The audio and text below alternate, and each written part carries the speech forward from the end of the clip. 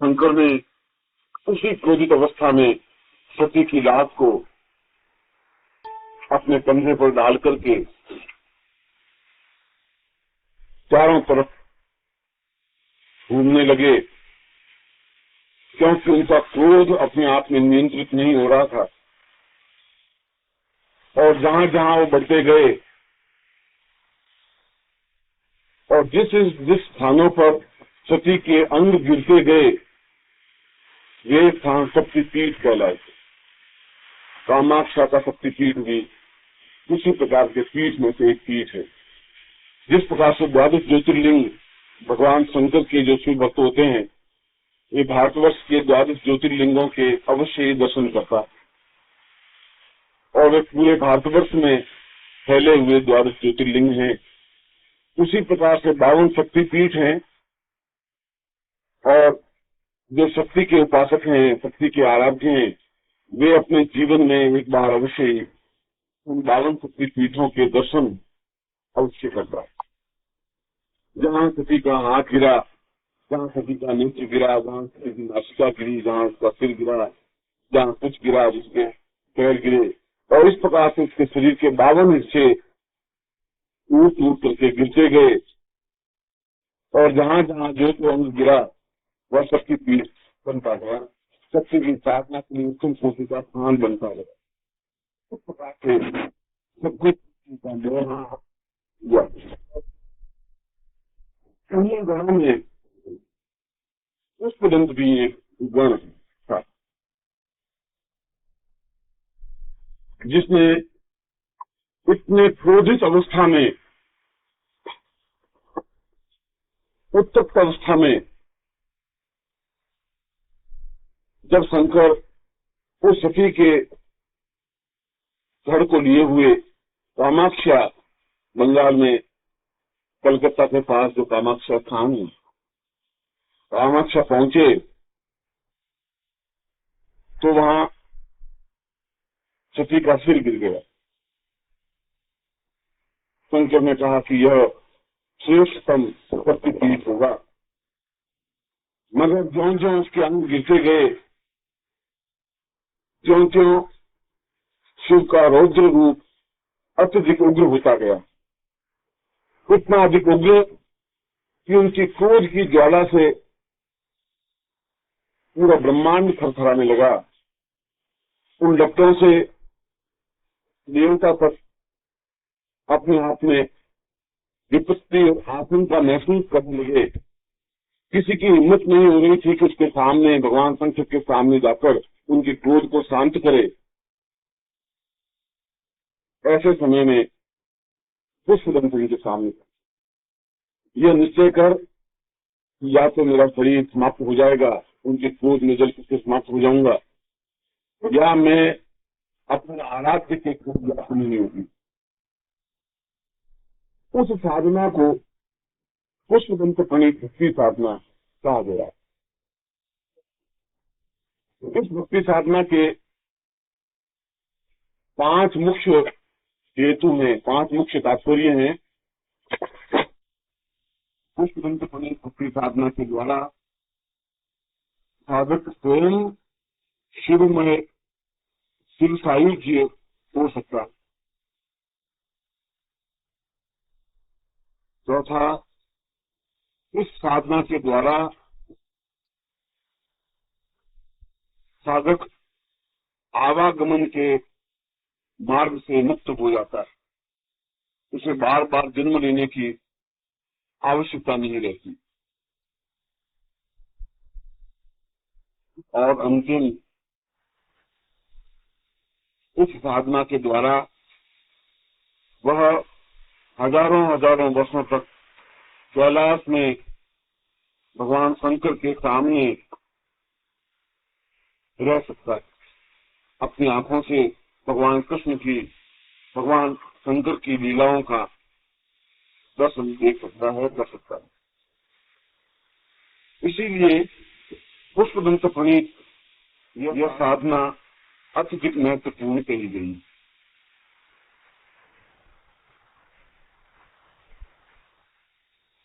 इस साधना के बारे में शिव पुराण में एक सामान्य संकेत है कि पुष्पदंत ने भगवान शिव को प्रसन्न करने के लिए एक विशेष साधना प्रस्तुत की कामाक्षा में, जिसे भक्ति साधना कही गई है। और जो ऐसी साधना करता है उसको ये पांचों फल प्राप्त होते हैं। इतना तो उल्लेख है, मगर क्या साधना की गई है इसका उल्लेख शिव पुराण में नहीं है। फिर पुष्पदंत प्रणीत भक्ति साधना के नाम से एक पुस्तक प्रकाशित हुई थी, चौखंबा प्रकाशित हुई वाराणसी से। कोई मधुसूदन झा उसके संपादक रहे हैं, मगर वह सर्वथा असत्य और भ्रामक पुस्तक है, जिसमें कोई दूसरी साधना का समावेश करके पुस्तक को बेच दिया गया। वह साधना ही नहीं है जो पुष्पदंत प्रणीत साधना है। फिर भी उस साधना को, उस पुस्तक को हजारों लोगों ने खरीदा भी और किया भी होगा। फिर एक हेमराज श्री कृष्णदास ने 1937 में एक पुस्तिका प्रकाशित की, शिव भक्ति साधना पुष्पदंत प्रणीत। यह किसी योगी परिव्राजकाचार्य नाम के कोई योगी थे, उन्होंने इसका संपादन किया था। मगर वह साधना पुस्तिका भी अपने आप में सही नहीं थी। प्रारंभ के 2-3 श्लोक तो उसमें सही थे, मगर आगे उन्होंने बिल्कुल कपोल कल्पित साधना का समावेश कर दिया। ऐसा लगता है कि फिर साधना के प्रारंभ का कोई प्रश्न उनको जरूर हाथ लग गया होगा और बाकी के प्रश्न नहीं मिलने की वजह से इसको जोड़ करके उस पुस्तिका की रचना कर दी। इसके अलावा भी इस पुष्पदंत प्रणीत साधना के बारे में 30-40 ग्रंथ प्रकाशित हुए अलग अलग स्थानों से। आगरा से भी माईथान कोई स्थान है, आगरा में कोई मोहल्ला है माईथान, आगरा से भी 2 पुस्तकें प्रकाशित हुई हैं। लखनऊ से भी प्रकाशित हुई है, कोई लल्लू लाल, कोई ऐसे वहां से पुस्तक प्रकाशित हुई है। बनारस से तो 7-8 पुस्तकें प्रकाशित हुई है। पटना से भी प्रकाशित हुई है, मुंबई से हेमराज के वहां पर प्रकाशित हुई है। मगर उन पुस्तिकाओं में, उन पुस्तकों में जो भक्ति साधना दी हुई है वह प्रामाणिक नहीं है। प्रामाणिक क्यों नहीं है? क्योंकि मूल इसकी प्रति केवल 3 स्थानों पर है। पहली प्रति नेपाल में महाराजा वीरेंद्र के वीरेंद्र पुस्तकालय में ताड़पत्र पर सुरक्षित है, और जो कोई भी काठमांडू जाकर के उस प्रति को देख सकता है, पढ़ सकता है, उसमें किसी प्रकार का कोई मना नहीं। कांच के गिलासों में, कांच के शीशों के नीचे ताड़पत्र क्यों रखे हुए हैं, और कोई भी इस लाइब्रेरी को देखने जाता है तो उसको पढ़ सकता है। ताड़पत्र को स्पष्ट तो पढ़ने नहीं देते, मगर वो ओरिजिनल प्रति पुष्पदंत प्रणीत भक्ति साधना की प्रति स्पष्ट है, प्रति ताड़पत्रों पर है और देखी जा सकती है। इससे भी महत्वपूर्ण बात, नेपाल में यदि आप कभी गए हो तो काठमांडू में महादेव का मंदिर है, पशुपतिनाथ। आप में से गया? और संसार का एकमात्र हिंदू राज्य है नेपाल, जिसका राज्य धर्म हिंदू है। भारतवर्ष का तो धर्मनिरपेक्ष राज्य है, जिसका कोई राज्य नहीं है, कोई धर्म नहीं है। कहीं इस्लाम धर्म है, कहीं और कोई धर्म है। केवल हिंदू धर्म जिस देश का है वह नेपाल है। और पशुपतिनाथ के मंदिर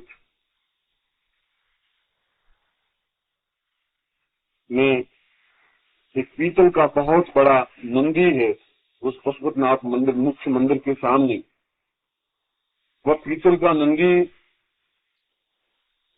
करीब 24 फीट ऊंचा है, छत से भी ऊंचा, और ये टेबल जितनी चौड़ी है उससे ज्यादा चौड़ा। लोग दूर से इस नंदी को देखते तो हैं और उस नंदी पर बंदर बैठे रहते हैं, क्योंकि पशुपतिनाथ मंदिर में 3 चीजों की बहुलायत है। आदमी 100 हैं तो बंदर 600 हैं, आदमी 100 हैं तो 800 सांड घूमते रहते हैं पूरे मंदिर में और जगह जगह गोबर करते रहते हैं, और एक आदमी के पीछे 1 लाख मक्खियां उस मंदिर में स्थित रहती है। इतना भव्य, अद्भुत, महत्वपूर्ण मंदिर की दुर्दशा जिस प्रकार की है, उसको देख करके बड़ा दुख और क्षोभ होता है।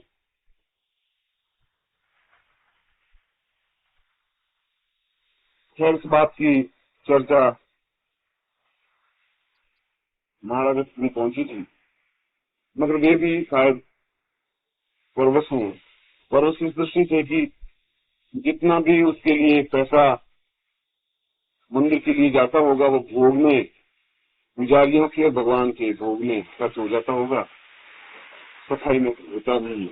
यह एक प्रासंगिक बात है, मगर यह पुष्पदंत प्रणीत भक्ति साधना पूरी इस मंदिर के गर्दन पर लिखी हुई है, यह महत्वपूर्ण है, क्योंकि देखिए, और किसी ने जहाँ जाकर के इसको खुदा हुआ है, पूरा अंकित किया हुआ श्लोक में, पूर्ण का श्लोक में, क्योंकि करीब 11 फीट या 10 फीट या 9 फीट की लंबी गर्दन, इतना बड़ा नंदी है पीतल का, तो सॉलिड। उस नंदी के गर्दन पर वह पुष्पदंत प्रणीत पूरी भक्ति साधना अंकित है। इसको उतार करके ला सकते हैं, देख सकते हैं पसंद। ये दूसरी प्रति, और तीसरी प्रति कलकत्ता में बिरला पुस्तकालय में संग्रहित है। ये 3 प्रतियां मौलिक और प्रामाणिक हैं, अन्य सारी प्रतियां तो कपोल कल्पित हैं और मन गढ़ंत हैं। अब प्रश्न ये उठता है कि जब ये तीनों प्रतियां सहजता से उपलब्ध हैं, तो फिर ऐसी नकली प्रतियां क्यों छापी गई?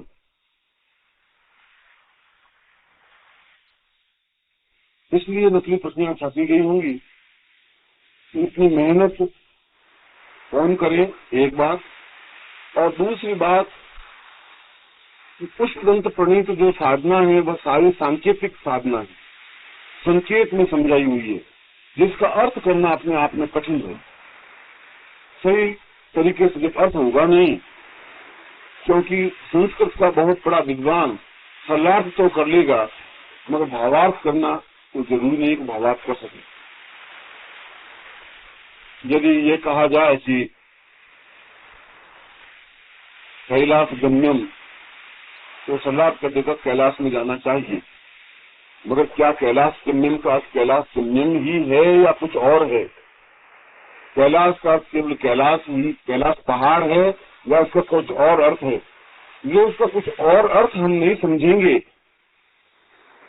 तब तक हम उस लक्ष्य तक नहीं पहुंच पाएंगे। यदि हम किसी मूर्ख को या मूर्ख नौकर को हम कहें सारा तुम गधा है, सरदार तो ये होगा कि ये 4 पैरों वाला गधा है, तो मैं कहूंगा तुम गधा है, इसका अर्थ यही हुआ तुम गधा है।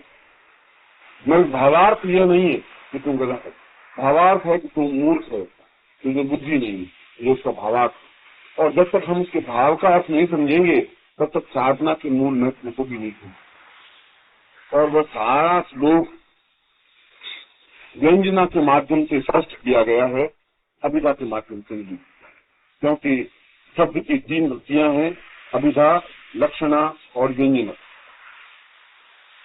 जो कहा जाए उसको उसी रूप में समझा जाए, उसको अभिधा कहते हैं। मैं घर जा रहा हूँ, इसका सलाह हो ही नहीं सकता। ऊंचे से ऊंचा एमए पास हिंदी का विद्वान भी उसका अर्थ नहीं कर सकता या सलाह नहीं कर सकता कि मैं घर जा रहा हूँ, उसकी सलाह होगा भी क्या, सही है। ये स्वयं अपने आप में सलाद है।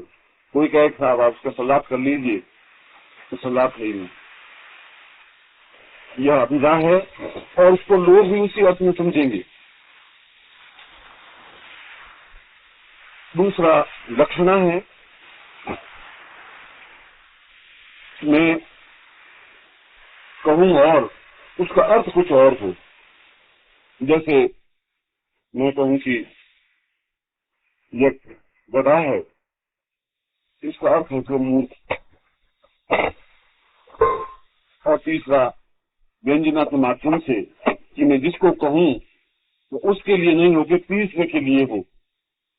जैसे मैं अपनी माँ के सामने, अपने पिताजी के सामने अपनी पत्नी से बातचीत नहीं कर सकता, आजकल तो कर सकते हैं, मगर मैं अपने समय की बात आज से 40 साल पहले की कि माँ बाप खड़े हों तो न तो पत्नी की तरफ ताक सकते हैं और न उससे बातचीत कर सकते। तो उस समय अगर मैं ऑफिस जा रहा हूँ और मैं उस 2 साल की पप्पू को कह दूं कि पप्पू मेरे कपड़े धो के रखना, मैं शाम को पहन के जाऊंगा, तो कहा तो पप्पू को संबोधन करके वो समझेगी पत्नी कि कपड़े धो के रखना। तो शब्द 3 तरीके से व्यक्त किया जा सकता है। तो वो सारी श्लोक लक्षणा और व्यंजना के माध्यम से व्यक्त किए हुए, इसलिए उनको सही प्रकार से उस भक्ति साधना को समझा नहीं गया है और मैं समझने की वजह से उस प्रकार के कपोल कल्पित ग्रंथ प्रकाश में आ गए होंगे, ऐसा मेरा अनुमान है। यह तो मैं उसकी पृष्ठभूमि समझा रहा हूँ कि उस ग्रंथ प्रणीत साधना का प्रादुर्भाव क्यों हुआ, उसका महत्व क्या है, उसकी उपयोगिता क्या है, किन कार्यों से उस साधना को संपन्न किया जा सकता है, और जो पुस्तकों में, प्रचलित पुस्तकों में जो साधना पढ़ने को मिलती है वह प्रामाणिक साधनाएं नहीं है, और इसकी मूल प्रतियां कहाँ कहाँ पर हैं, आप कहाँ जाकर उसको देख सकते हैं। अब मैं आपको मूल साधना तो बड़ी लंबी चौड़ी है, 32 पृष्ठों में, ताड़पत्रों के 32 पृष्ठों का मतलब हुआ कि हिंदी की इन पुस्तकों के करीब 300 पृष्ठ, क्योंकि पहले जमाने में बहुत छोटे छोटे महीन अक्षर थे, एक ताड़पत्र पर ज्यादा से ज्यादा अक्षर समा सके ऐसी उनकी कोशिश रहती थी। यदि आपने भोजपत्रों पर ताड़पत्रों पर लिखे हुए ग्रंथ पढ़े हो तो आपको समझ में आएगा कि वे मूर्ति की तरह अक्षर लिख सकते थे और कम से कम जगह में ज्यादा से ज्यादा अक्षर आने की कोशिश करते थे। इसलिए इतना लंबा चौड़ा विधान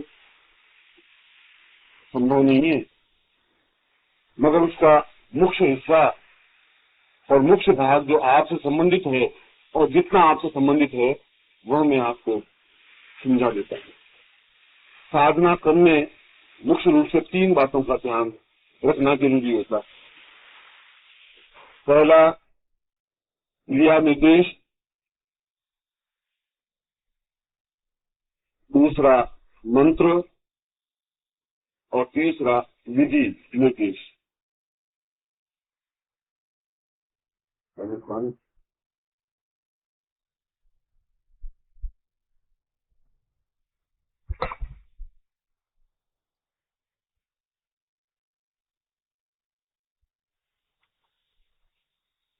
ये साधना क्यों की जाती है इसका भी मैंने आपको उल्लेख कर दिया है।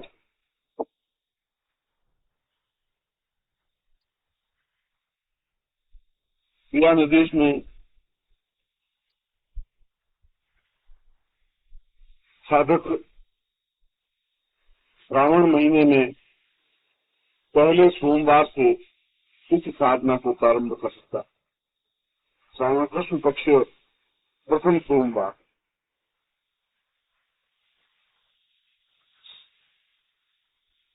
उस दिन स्नान करके पवित्र वस्त्र धारण करके आसन पर बैठ जाए और सामने मिट्टी से निर्मित शिवलिंग बनाए। तालाब की मिट्टी को खोदकर, चिकनी मिट्टी जो तालाब की होती है, तालाब अगर शहरों में तालाब नहीं हो तो कहीं शुद्ध स्थान हो वहां की मिट्टी ले ली। इसमें वर्णित है तालाब की मिट्टी, मगर चिकनी मिट्टी होनी चाहिए, बालू मिट्टी से तो बनेगा नहीं, क्योंकि पूरे संसार में बालू मिट्टी का शिवलिंग तो केवल एक ही है। कहाँ है बालू? तो बालू मिट्टी से तो शिवलिंग बनता नहीं, बालू मिट्टी अपने आप मिलती नहीं, जुड़ती नहीं, बालू के कण तो आपस में जुड़ते नहीं। मगर दक्षिण में रामेश्वरम मंदिर का जो शिवलिंग है वो केवल बालू की मिट्टी से, समुद्र की जो मिट्टी है, बालू के कण है, उससे नहीं।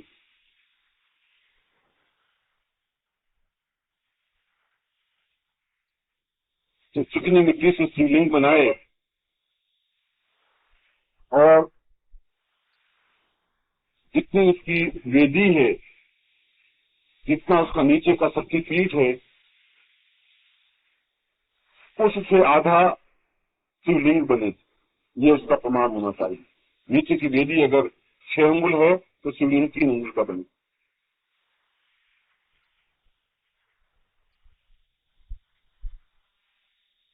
इसी प्रकार मिट्टी से गणपति, कार्तिकेय, नंदी और पार्वती का निर्माण किया गया।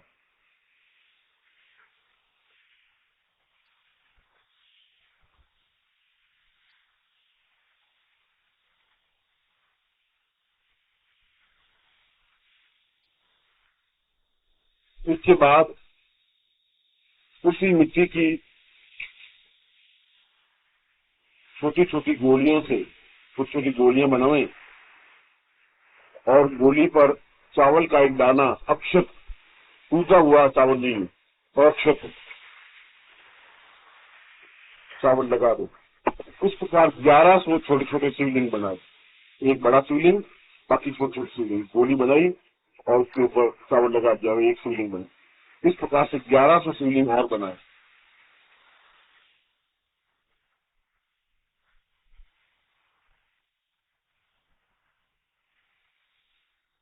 फिर 1100 शिवलिंग रख करके मध्य में वह जो आपने शिवलिंग बनाया है वह मध्य में रखे।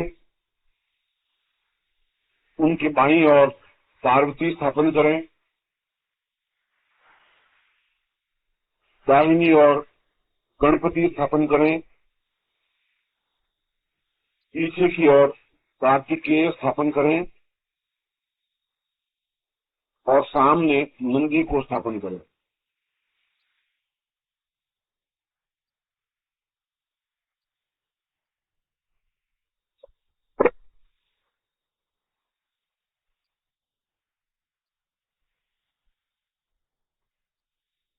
उन सभी को स्थापन करके फिर उनकी पंचोपचार पूजा करें। 5 चीजों से पूजा करें। जल से, जल का थोड़ा सा भाग छिड़क करके स्नान करावे,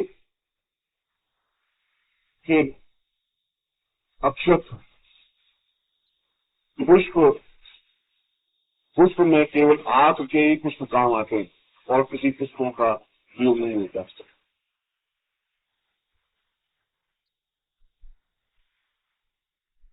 फिर भोग और आरती, उनकी सामान्य पंचोपचार पूजा करे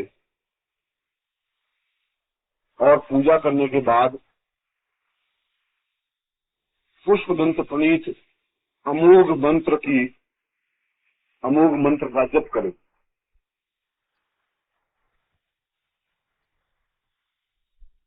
वह मंत्र आप लिख लें। ओम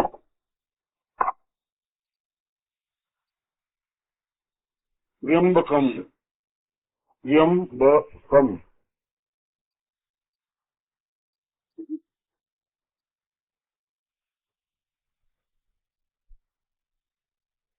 पाशुपतये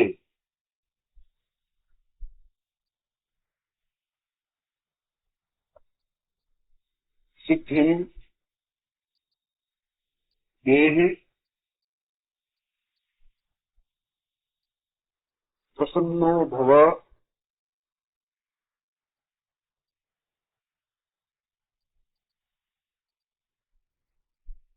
बंधनात्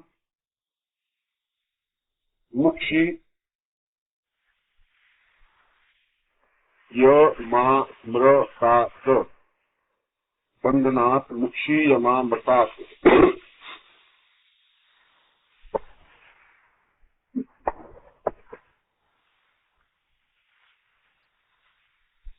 इस मंत्र की रुद्राक्ष की माला से मंत्र जाप करे, संभव हो तो सामने दीप लगा दे, अन्यथा कोई आवश्यक नहीं। इस मंत्र की 11 मालाएं फिरे।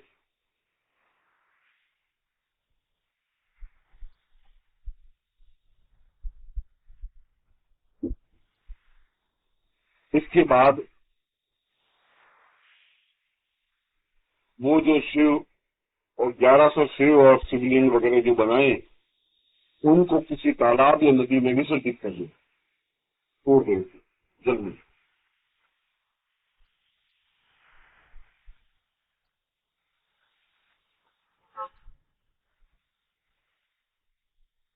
इस प्रकार नित्य करे और यह साधना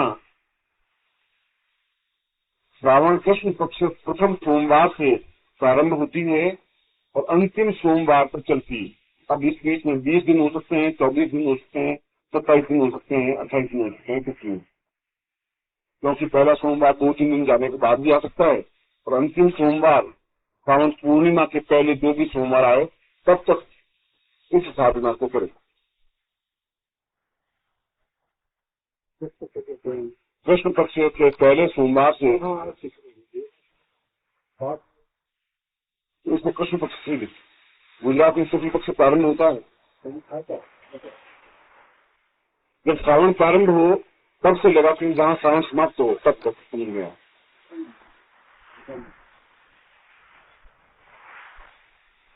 यह साधना ज्यादा से ज्यादा 30 दिन की हो सकती है और कम से कम 24 दिन की हो सकती का मतलब मेरा यह कि पहले सोमवार से प्रारंभ करना है और समापन अंतिम सोमवार को करना है, केवल श्रावण महीने में भी।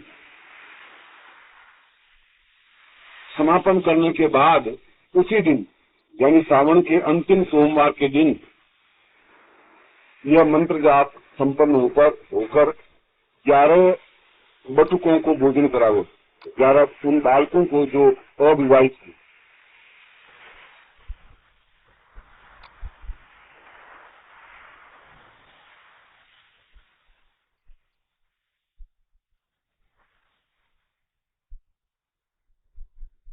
इसे पुष्पदंत प्रणीत भक्ति साधना कहा गया है, जिसको मैंने अत्यधिक संक्षिप्त करके आपको समझाया है। जितना आपके लिए उपयोगी है उतना समझाया है, मगर यह एक सामान्य साधना दिखाई तो जरूर देती है। ठीक उसी प्रकार से एक अणुबम बहुत छोटा सा किलो भर का सामने या टेबल पर पड़ा हुआ दिखा तो बहुत सामान्य दिखाई देता है, मगर उसमें क्षमता और ताकत अपने आप में अद्भुत और आश्चर्यजनक होती है। ठीक उसी प्रकार से यह साधना दिखाई तो बहुत सामान्य दिखाई देती है, मगर इसका प्रभाव अत्यधिक आश्चर्यजनक होता है। इस साधना को करने से सकाम्य साधना हो, यदि कोई इच्छा लेकर के साधना करें तो गारंटी के साथ निश्चित रूप से वह इच्छा पूरी होती, चाहे वह सौभाग्य प्राप्ति के लिए हो या पति रोग निवृत्ति के लिए हो या बंधन मुक्ति के लिए हो या आर्थिक उन्नति के लिए हो या जो भी आपकी सकाम्य साधना हो, जो कामना हो, उस कामना की पूर्ति तो होती ही है। और यदि निष्काम्य साधना है तो जो मैंने 5 तत्व दिखाए थे शुरू में, उन 5 की प्राप्ति होती।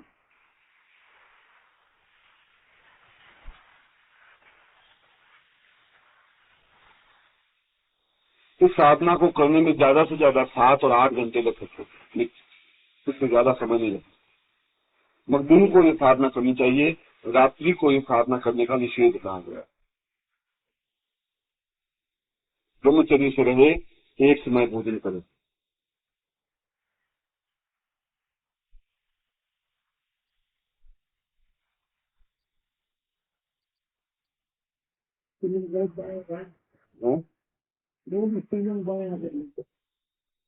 शिवलिंग रोज बनेंगे, रोज विसर्जन होगा, नित्य बनेंगे, विसर्जन होगा।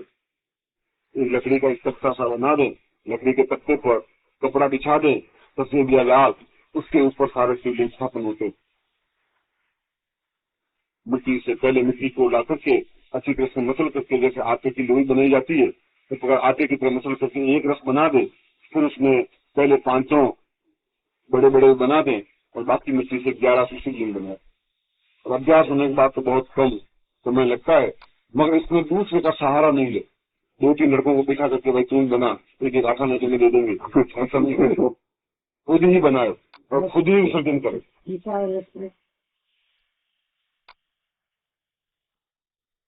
इस साधना को पुरुष भी कर सकते हैं और सौभाग्यवती स्त्रियां भी कर सकती हैं। विधवा या कुमारी स्त्रियां इस साधना को नहीं कर सकती।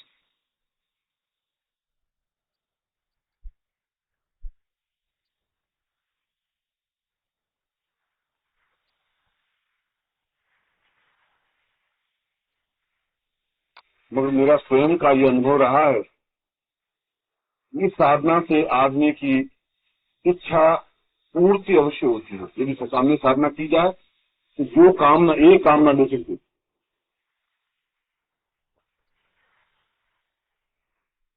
मगर यह साधना जो मेरे अनुभव की साधना रही है कि मेरे जीवन में भी एक ऐसा क्षण आ गया था कि जो संभव नहीं था उस कार्य की पूर्ति और किसी साधना के माध्यम से, तो मैंने स्वयं साधना की, जैसा बहुत वक्त पहले की, और उसके बाद कार्य सिद्धि निश्चित रूप से हुई। तो यह साधना कार्य सिद्धि में और मनोवांछना पूर्ति में तो आश्चर्य रूप से सिद्धिदायक है। और आनंद की सृष्टि तो मन में बिल्कुल एक अखंड आनंद की प्राप्ति तो रहती ही है। उस दृष्टि से साधना महत्वपूर्ण है, सरल है, महत्वपूर्ण है और प्रभावोत्पादक है और सही और प्रामाणिक है। यदि आपको अपने जीवन में कभी समय मिले, और समय तब मिल जाएगा जब आप निश्चय कर लेंगे, क्योंकि समय तो हमारे पास बहुत है और हम उसको खर्च करते रहते हैं अन्य कार्यों में, रुचि भी नहीं है। मगर यदि कभी इस प्रकार के कार्य में, इस प्रकार की साधना में यदि आप 1 महीना दें तो आप स्वयं इसका अनुभव कर सकते हैं। ये साधना अत्यधिक श्रेष्ठ और महत्वपूर्ण और प्राणदायी साधना है जो जीवन में पूर्ण प्रफुल्लता और पूर्णता देगी। आपको आशीर्वाद दें।